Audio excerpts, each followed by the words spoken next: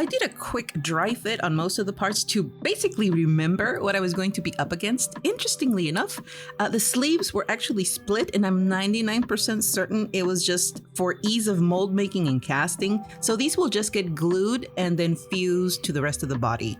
She did have a ton of pore tabs, some in very delicate areas like the hair strands, and for something as fragile as this, I brought out my ultrasonic cutter. And honestly, it feels like cutting through butter at times. Minimal pressure, and this cuts right through. I got several comments asking me where I got this, so I'll leave the link in the description. Though fair warning, if you do plan on getting one, consider it an investment because it ain't cheap, although totally worth it, especially if you're doing 3D prints.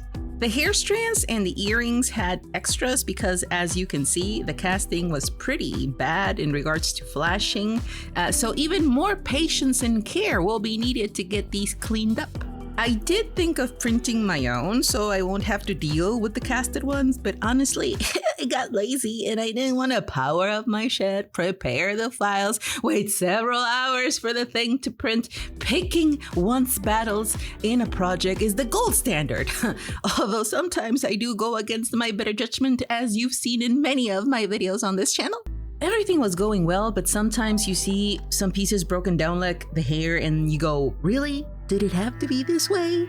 Then you put them together and you realize why and feel extremely stupid for questioning a sculptor's choices for part separation. I honestly rather work with lots of parts like these to be able to paint as much detail as possible than spend hours cussing at a 3D sculptor for not separating pieces enough and making it impossible to paint.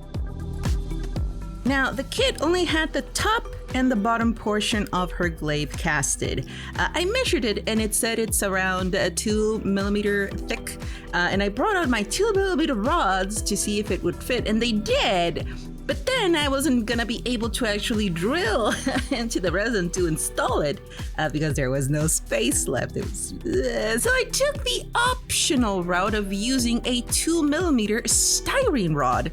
It's a better substitute, and the plus is that I can use pins with it to secure it to the resin parts. However, styrene melts when you drill through it, so it's best to use a pin vise and do it manually.